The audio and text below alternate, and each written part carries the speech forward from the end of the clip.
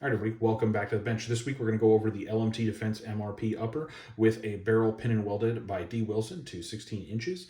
Huge shout out to Chris, my friend, who lent me this upper receiver. We're also going to give a huge shout out to Brownells. They are an awesome company. They do everything for the channel. They do sponsor this channel, so thank you so much to them.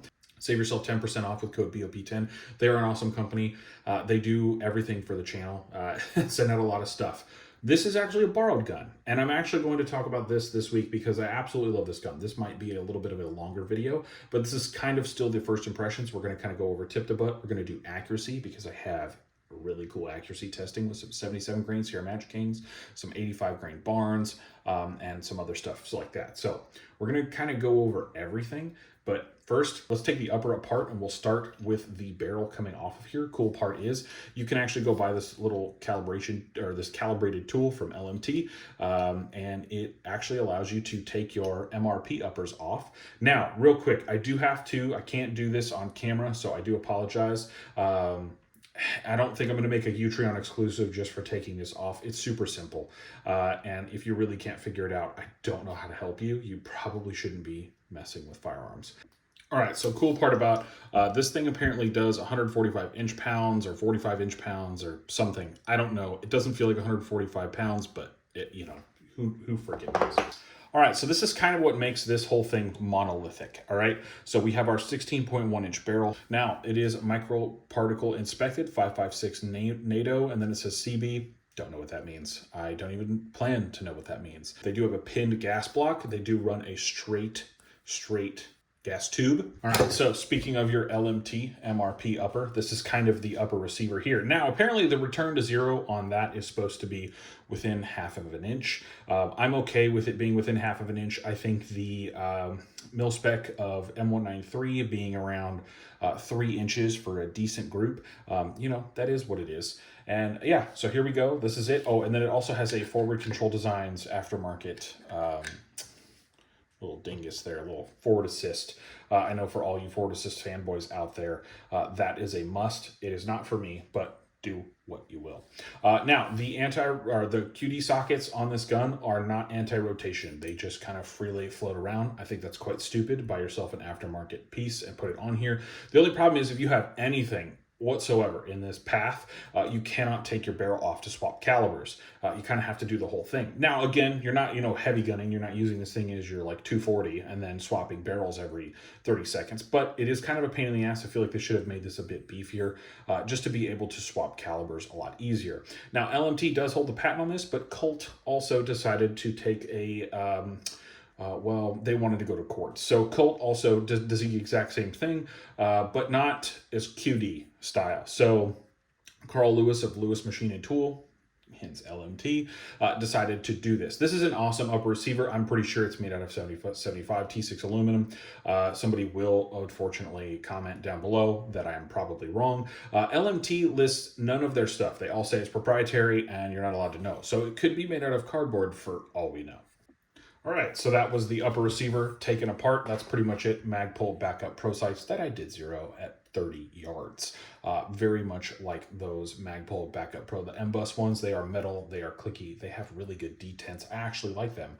So if you are interested, I do recommend the Magpul M-Bus Pros because they just get down out of the way, but then when they're up, they look kind of cool too. So, and then also that ScalarWorks mount. Those ScalarWorks mounts are fantastic. Can be found at Brownells. Use code BOP10. So the annoying part about taking all that off is that I had to take all the stuff off the gun, but that's cool. We can rebuild it. Not an issue. All right. He did go with a Radian charging handle. I like the Radian charging handles. I actually like, I more love the PRI. Those ones are probably the best charging handles in the industry. And I know that there's someone out there who's going to be like, oh, what's that one that Silencer Co makes? Whatever. They're going to say the Silencer Co one. I don't necessarily like that one. It actually has a tendency to fall apart. There's a little gasket on the bottom, and it will break on you, and then you get gas in your face. Because Silencer Co. did engineer a really good charging handle, but the problem is they didn't engineer it to last. All right, so we're actually going to break down, and we're going to go into the LMT Enhanced Bolt Carrier Group real quick. So this is probably one of the cooler parts about this, but let me break this guy apart real quick, and we'll talk about it.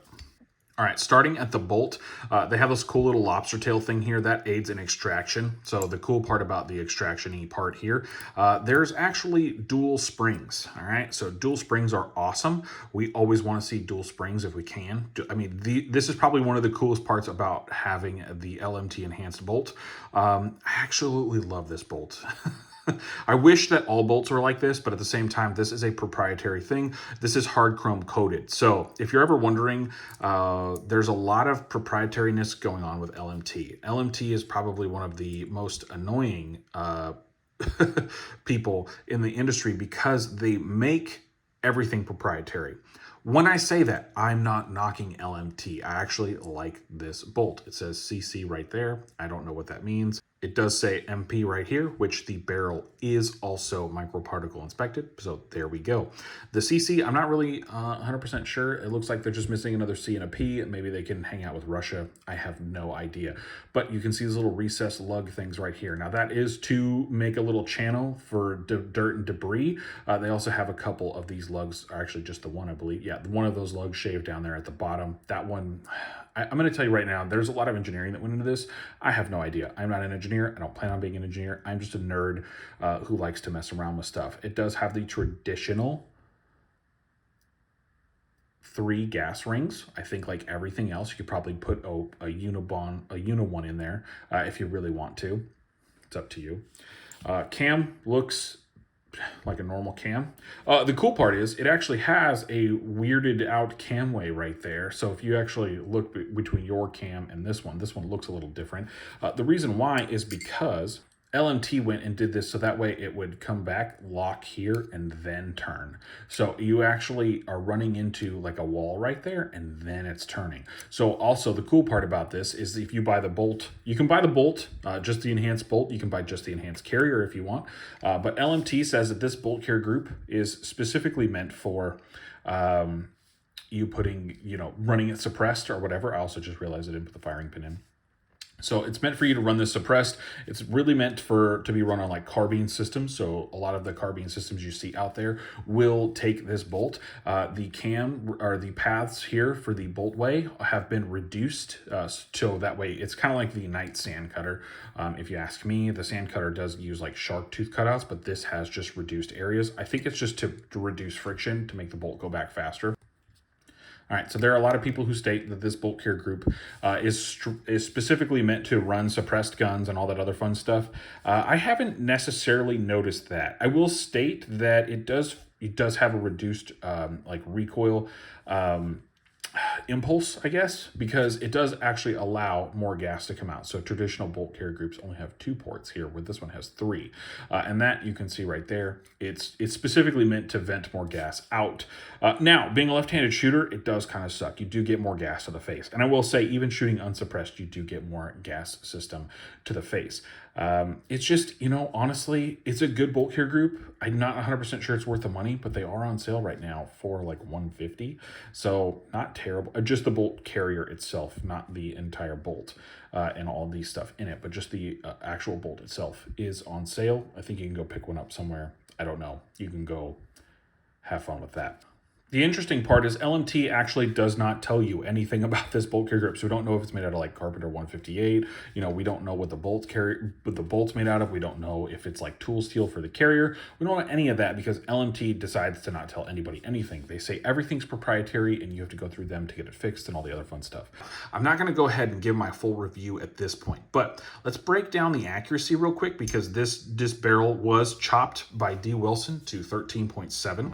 Now, I did shoot this unsuppressed specifically because my suppressor is still in jail. Cool part is we'll break this down in the accuracy portion. We'll go ahead and look at that. I got a few different loads that we tested out, had a lot of fun with. I really, really liked shooting this for accuracy. It was very nice. So let's go ahead. We'll take a look at that right now. All right, so we're going to start with the 193 group. Now, this is La Habra 193. This is not like Lake City 193, okay? So, and then also I want to let you know, this was the last group that was shot. So this was a hot barrel when I shot it.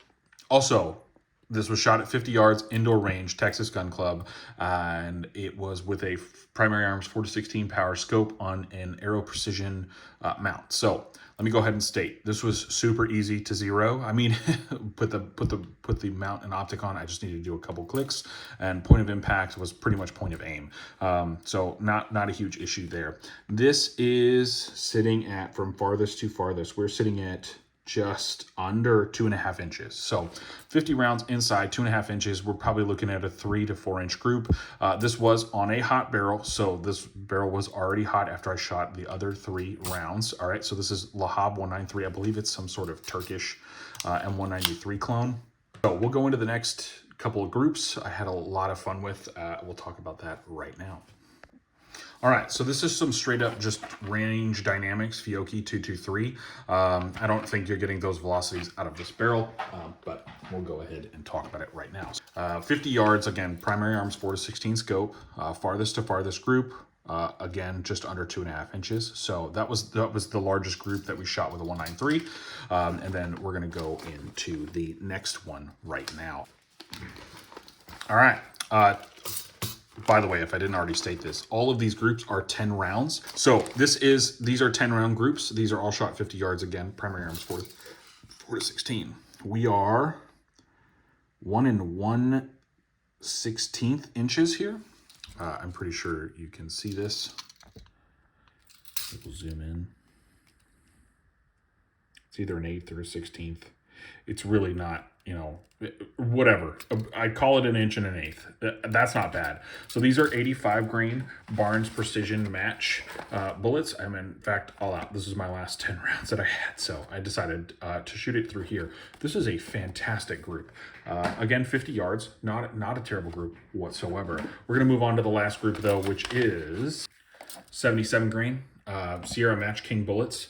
Now, these are Black Hills. Black Hills makes some fantastic ammunition. I absolutely love this stuff. I mean, talk about an awesome bullet. I mean, just incredible. This is pretty much Mark 262, but what we can get as civilians. The Mark 262, I believe, uses a different proprietary powder, but it's pretty much the same thing. I'm pretty sure they use the same powder, but it's really hard to clone Black Hills ammo. So 77 grain Sierra Match King bullets, open tip match, and then bam, look at this group right here. So again, 50 yards supported, 4-16, 10 round group. And we are sitting at 1 inch center to center. I mean, 1 inch, that to me, guys, that's accuracy. This is a very accurate gun. I would like to get it out to 100 just to see what it prints out at 100, but very accurate firearm. All right, so we nerded out about specs. I did run this on my LMT lower. I absolutely loved this gun today. Shooting this gun was actually very nice. I will say the Nox did give it a very interesting recoil impulse. I do much prefer flash hiders or brakes. I don't necessarily like the compensator style like the Nox has, where it pushes down. Now again, this is the Nox 9, so it does have the 9 ports instead of just the traditional 6 on the old style Nox. But again, it's not my cup of tea. I much prefer a flash hider, specifically because it doesn't necessarily drive the muzzle around. If you have a good gun, it's not going to be jumpy. I do suggest though, if this person ever wants, switch to like a 4-prong, or even just go with like the any of the other flash hiders. I like what they did, but I'm just not a big fan of that at all. Again, that's just me. Some people will get emotionally attached to those things, and they will tell you that I'm wrong, but I'm just going to go ahead and say, I think it's about feel, and everyone's different. So if you have a different experience with it, by all means, enjoy that experience. I want you to. But there will be some emotional attachment to people saying that the Nox 9 is not my cup of tea. That is okay. Again, 13.7 inch barrels. I just think they're the do-all type barrel. I have a 13.9 that I have with a flash hider. I just don't know how else to say it. I mean, they are the bee's knees. On a mid-length gas system, they are tuned correctly. They work, and it works kind of without failure. I mean, it just continues to work. I do like running this upper with the LMT Enhanced Bolt Carrier Group. I mean, it is fantastic. As you guys can see in some of the shooting footage in the background, I mean, this gun was a breeze to shoot today. I mean, mean, and when I say a breeze, I legitimately mean it. I had no issues running this gun fast and in a hurry, keeping the dot on target. I ran a couple drills with this gun. I did one for, it's called Michigan something. I don't know. I think I destroyed the paper on accident. But it was a good drill. I kept almost every single, I think on the LMT, I kept every round on target. So I was very surprised at how accurate and fast this gun is to shoot. Very responsive. Now I am running a Geisley single stage precision trigger because single stage is life. I don't care what you say about two-stage triggers. I absolutely hate them. I would much rather a single stage trigger because I want there to be a wall and then I want it to be broken. I do not want to have any sort of pre-travel. I don't like it. I don't like it in precision guns. I don't like it in fast guns. I just don't think it's fast. Single stage precision trigger is excellent. I wish LaRue would go back to making their single stage trigger. I don't know why they didn't. I don't know why that trigger didn't sell well. Probably because I wasn't buying all of them, and I really should be, because single stage triggers are incredible. I don't care what you say. Geisley makes a really good two-stage trigger, but to be honest, single stage is life for me, so I will stick with the single stage precision trigger, the Geisley SSP, all day long. This is a good gun. I really do need to run it suppressed. I'm hoping in the next couple of weeks I will be able to run it suppressed. I really, really, really want to run it suppressed. My buddy actually has a Sandman S. It is a good can. I think that this would do good, especially with that enhanced bolt carrier group. And I want to get it dirty, man. I want to get it dirty. We've run, so far, I think this upper has 700 or 800 rounds on it right now. We're creeping up on 1,000. I will definitely break 1,000 on this. But the owner, when he got it, his name is Chris. Again, huge shout out to Chris. But when he got it, he put about 250 rounds through it. And then I put 7 or 8 magazines through it today. One magazine of steel case, which ran flawlessly.